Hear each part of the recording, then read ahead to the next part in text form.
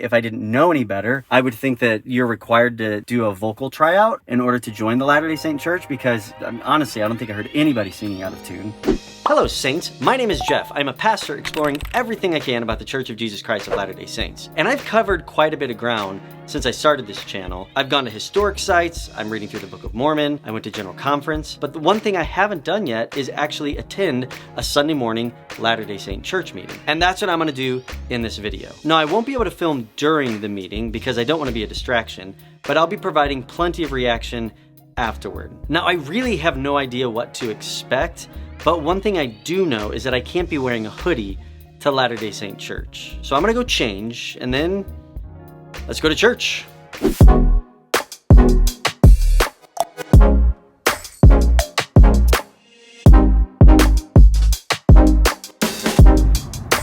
All right, so I'm actually traveling a little bit to go to this Latter-day Saint church building, because even though I'm in the St. Louis area and it's pretty densely populated with churches, the closest Latter-day Saint church to me is about 20 minutes. And I've already made a video in that church building touring it. So I didn't attend a service there, and I wanted to experience something a little bit different. So I'm gonna drive across the river into St. Louis, into an area called South County, and I'm gonna attend with a word there and see if it's similar or different than the building that I've already toured.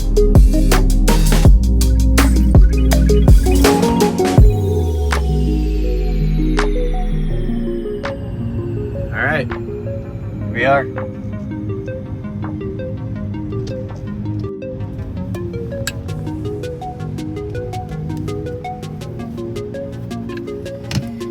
Okay, here we are. I gotta be honest with you, I'm not sure which door to go in.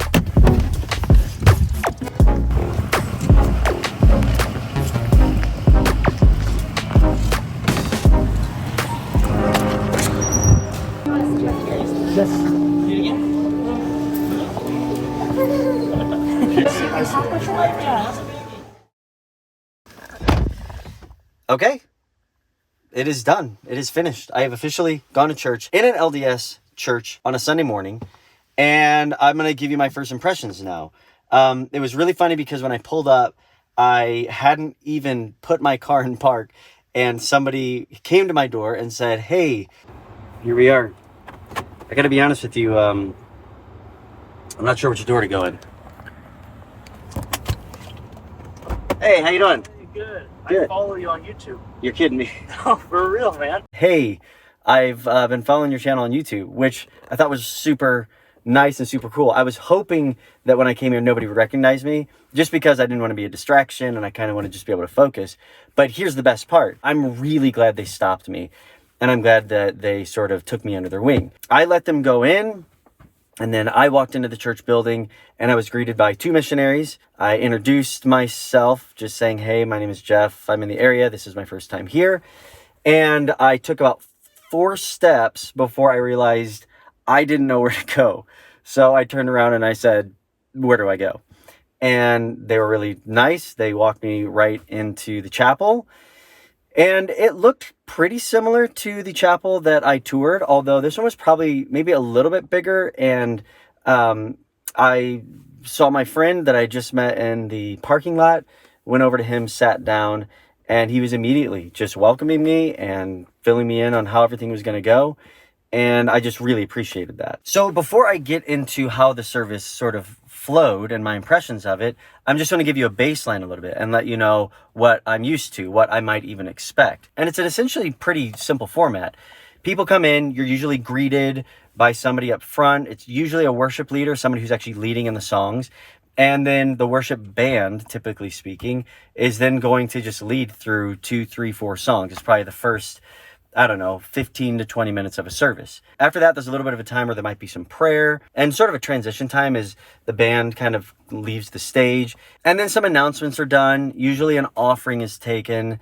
Although that's something that's not happening quite as much in contemporary churches. A lot of times people are giving online now, or there's just a place where you can go to give. But some churches still have what we would call offertory. And then usually the pastor comes up and he preaches. And the sermon is usually anywhere between 25 and 45 minutes. And it's usually out of a passage in the Bible or a topic that then passages of scriptures are used to sort of bring the sermon or the teaching out. And then a service typically ends with some sort of call to contemplate, to reflect. There's usually a song at the end. Sometimes there's a prayer time. There might even be people down front where you can go and receive prayer, and even the opportunity to make a decision to follow Jesus. So that flow and that format is relatively simple, pretty straightforward, and is what I would be used to in my context. And that's not to say that there aren't other Protestant churches that follow a different flow. For example, I frequent a Lutheran church in my area, and they have a little bit more of what you would call a liturgical flow. And there's a lot more involved in a liturgical service like that. But whether a church is called more liturgical or not doesn't change the fact that pretty much every church has a liturgy or a flow or an order to how that worship service is going to sort of unfold. So I say that just as a backdrop to me processing the liturgical flow of what I experienced here today at the Latter-day Saint Church. So the bishop wasn't here today, who's usually the one that I guess presides over a service like this, but somebody else came up and did some announcements, and then we all sang a hymn, "Did You Think to Pray?" And the singing of the hymn was really interesting because in my context, like I said a second ago, you usually have a worship leader of some sort, which in a lot of cases in a contemporary setting, somebody who's playing guitar and leading or sitting at a keyboard, or they might just be standing there and sort of leading in the singing, but they're usually singing in a microphone. Whereas here this morning, there was a person up front who was sort of doing conducting, facing the congregation, but the congregation just went after it. They opened up their hymnal and they just started singing the song. And I have to say, if I didn't know any better, I would think that you're required to, I guess, do a vocal tryout in order to join the Latter-day Saint Church, because everybody was singing beautifully. Honestly, I don't think I heard anybody singing out of tune, which as a musician, I appreciated. And as soon as the hymn was over, somebody came up and announced that they were preparing to take the sacrament. There was a prayer over the sacrament, and another hymn was sung, which was called "With a Humble Heart." And while we were singing that hymn, sort of off to the right on the stage were two young men. They looked like they were probably about high school age, at a table with a white sheet over it, and they were preparing the sacraments. And then after the hymn, one of those young men actually prayed a prayer over the bread, and a group of young men went up to this sacrament table, grabbed a bunch of trays that had the bread on it, and they began to just pass it out row by row. And as the trays were passed, people would take the bread and they would immediately eat it, and they would pass it on to the next person. And then after that was done, the trays were returned, and then the same couple young men who were up at the front right at the table said another prayer over the water, which was interesting. And then there were trays of water that were passed around. Same thing. Everybody would take a little thing of water and they would drink it. There was no music playing. There was nobody sort of officiating that part of the service. But I could tell that everybody was taking it pretty seriously and everybody pretty much knew what to do, which sort of makes sense because these are called sacrament meetings. So that's sort of the most important part of these gatherings. Now, taking the sacraments or taking communion in an evangelical or Protestant setting is going to look similar to this in some ways, but also pretty different in some ways. First of all, I have to say that it's done uniquely in every church. And it's also done at different frequencies, meaning some churches do communion every week.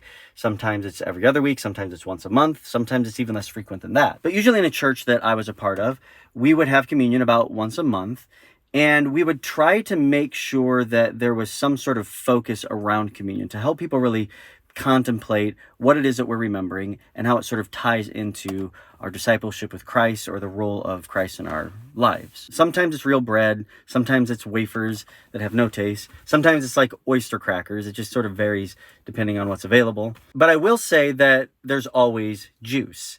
I've never seen communion taken or the sacrament taken with water, so that was very unique and very different from anything that I'm used to. But one thing that's also unique is music is usually playing when communion is happening in a Protestant church, or a pastor is up there sharing a passage of scripture and might even be reading out of 1 Corinthians, saying that, on the night that Christ was betrayed, he took the bread, he broke it, and sort of direct people when to take it. But again, it kind of varies from church to church. In the Lutheran church that I attend from time to time, it's something that happens probably every other week, and people go up to the stage, and it looks similar to what you would see in a Catholic setting, where people kneel at an altar and music is usually being sung or it's playing. And as they're kneeling at the altar in groups, the pastor and different officials will pass out the emblems, give people the bread, give people juice, and they take it up front. I've been in other situations where there are stations up front where you kind of go up,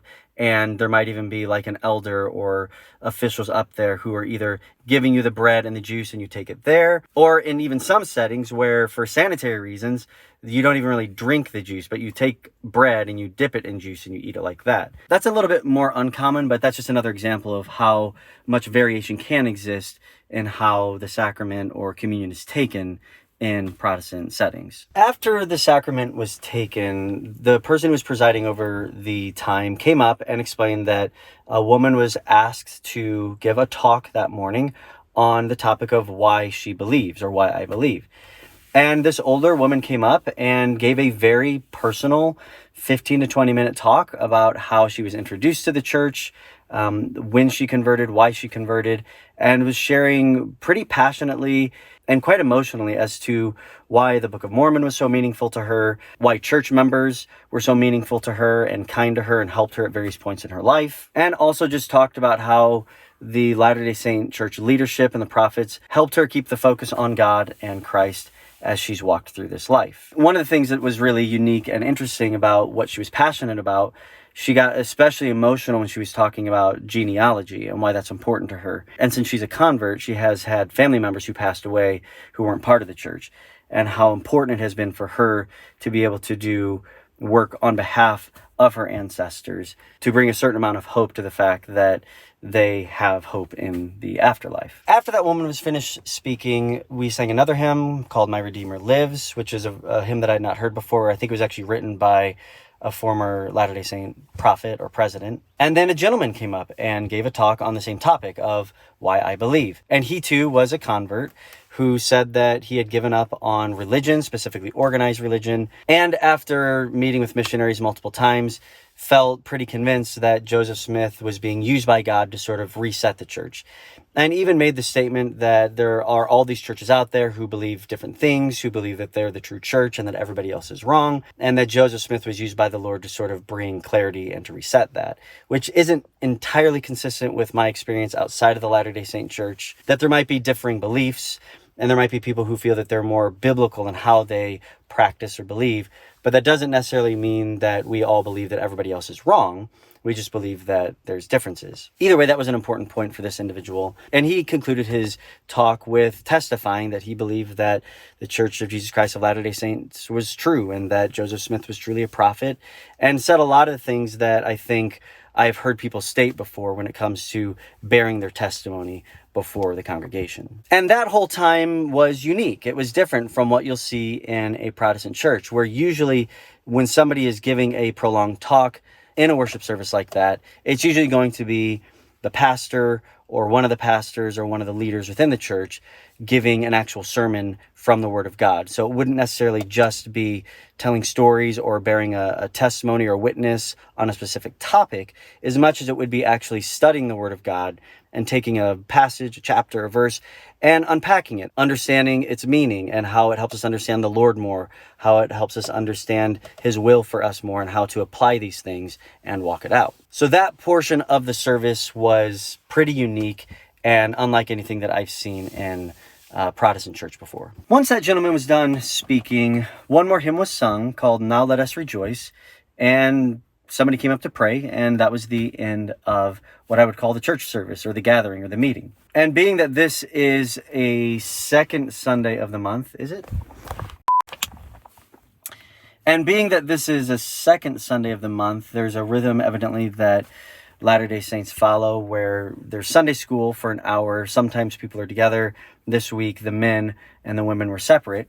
And I went into a room with a group of men. There was probably 15 of us in that room of various ages. And there was a teaching on a topic that focused on President Nelson's conference talk from October 2022. It was a Sunday morning talk on the power of God. Now, it was during this time this morning that things got more doctrinal. They got a little bit more tied to issues of what I would call theology. That really fascinated me because beyond the normal sort of church-going rhythm or the worship service that I experienced with everybody in the chapel, in this room there was more of a conversation on the actual beliefs within the Latter-day Saint Church. There were a lot of things that either sounded unfamiliar to me or just didn't line up with how I understand the scriptures or how I even teach certain things out of the Bible. There were some pretty firm statements made that if you have not made certain covenants and if you have not gone through certain ceremonies within the temple, then you will not have access to God's power. And that's something that I would obviously disagree with, because as one who has never been a part of any sort of covenant making or even doing any sort of temple work within the LDS Church, I have seen, I have experienced, and I have personally witnessed the power of God in really phenomenal ways, in some personal ways, in other ways within church groups, or just in circumstances unfolding. So I didn't want to get into the discussion because that wasn't the point. I really wanted to observe the teachings. So it was really interesting just to hear these gentlemen talk through these things and really straining to understand them and desiring to understand them. And there being a lot of agreement on certain principles that were very closely tied to Latter-day Saint teaching, but things that I wouldn't necessarily agree with. And all of that is somewhat expected, isn't it? There's a reason why I'm not a Latter-day Saint, and it's because I don't agree with some of the teachings. And I don't believe in certain claims that are made by Joseph Smith and church leaders and how they practice things. But at no point did I feel like there was any hostility. At no point did I even sense any sort of unfriendliness or even an intense, rigid religious conviction. I was sensing from everybody in that room a desire to remain focused, devoted, down to earth, kind, open-hearted, and open-minded about what they were wanting to learn and how they were wanting to draw closer to the Lord. And that really does point to something important for me. And that is a lot of times when we see people who have different convictions, and I would even say Latter-day Saints having very different convictions and beliefs from a lot of mainstream Christianity, we think that in some way that they are going to be aggressive or they're going to be intense or they're going to have some sort of negativity that's going to come from them if you don't agree. And I just didn't get that sense. Everybody was very welcoming.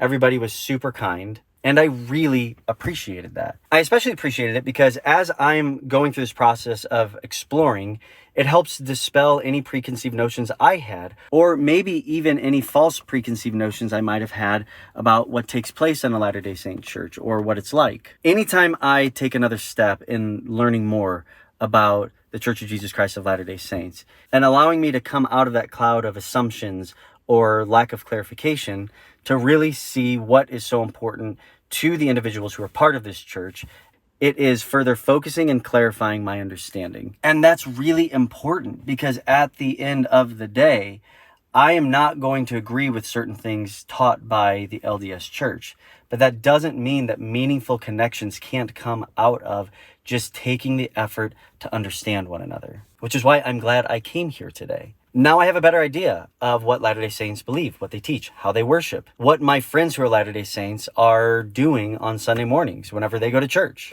And I'm really hoping that I can start doing things that move in a different direction, where maybe I can do some videos where I take a Latter-day Saint friend with me to church and get their impressions of how we worship on a Sunday morning. Special thanks to my friend Ian and his wife who took me under their wing and welcomed me and made sure I knew what I was doing this morning. Special thanks to this ward who received me warmly and welcomed me today. And a special thanks to my wife and to my kids who allowed me to break our normal Sunday morning routine so that I could attend here and continue down this path of exploration. In fact, just being here this morning gave me a lot more ideas of different things that I can do to continue in my own journey of exploration, which is why I've got more videos to make, which is why you should like this video and subscribe. And if you want to support me on Patreon, feel free. If not, that's fine too. Just come back, watch more videos, continue to learn with me and from me. And until next time, I'll see you later, Saints.